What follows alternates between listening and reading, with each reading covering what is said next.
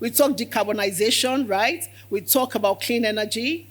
And I know that Nigeria has done a lot in that respect. For instance, we signed up to halving our carbon emissions by the year 2050. And we've then passed laws, we've set up committees, we're doing a lot to assure that. And if you hear my colleague speak earlier, we actually have a unit in the commission whose goal and agenda is to drive that.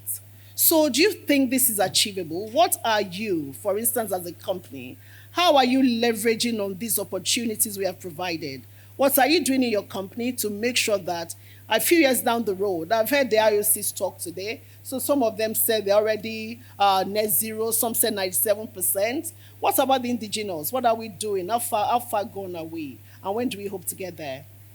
Well, thank you very much for that question. I wanted to also thank the organizers. It's been a well-attended session, an exhibition, so thank you for that, and thank you to my panelists. I think, if you guys allow me, I'll give a personal view, then I will answer the question. I think there's a little bit of,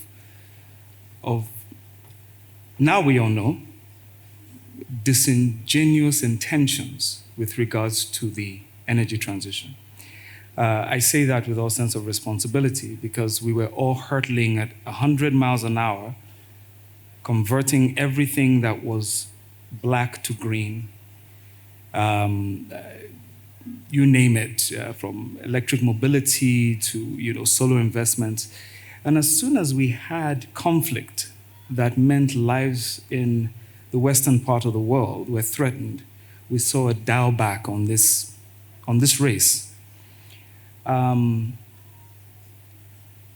an indigenous perspective, we've always felt it was too soon for us. As Africans, we have significant amount of resources, but we exist in deep poverty. We can't transition ourselves to further poverty. And we argue this point at very many sessions, but we were ignored. Although the least emitters, we were shut down and asked to march on to a 30-year timeline to turn all of this into renewable energy. I thought it was unfair, and I still think it is today. I think we have no business latching onto that dream, full stop.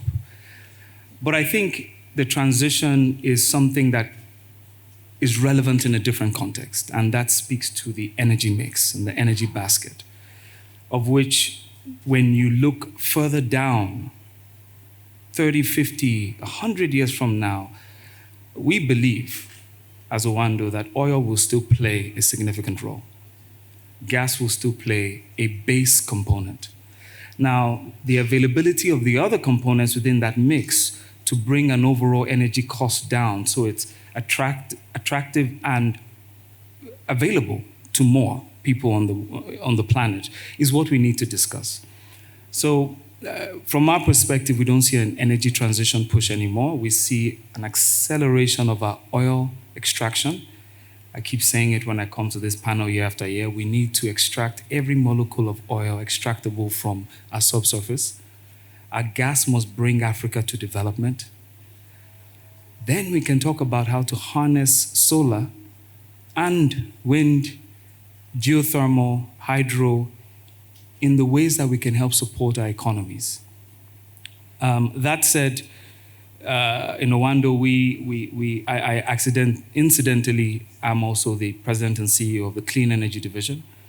And as you know, clean energy...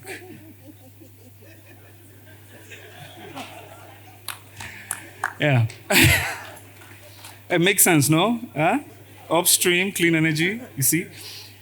But the idea here is most clean energy companies are the company of projects. That's what they are, right? Okay, so we have chosen 6 verticals, transport being the primary one, where there's a lot of pollution, as you know. We're a logistic-based continent. We don't make much. We just buy and then move it around. Photovoltaic, which is solar, waste to value, or what we call non-primary feedstock to value. Geothermal, which we're working with the National Corporation to, well, NNPC Limited, no longer a corporation, sorry, apologies for that, to utilize a lot of abandoned wells to create energy for, operational purposes in the delta. And last but not least, wind. Now, all of these have projects that advance, and very quickly, just speak about one of them, the electric vehicles, which we're doing with Lagos State, where we're transitioning their municipal buses, which is the BRT, to electric buses. We finished the proof of concept. We're on to the pilot phase, where we're bringing in about 100 buses to then add to the fleet.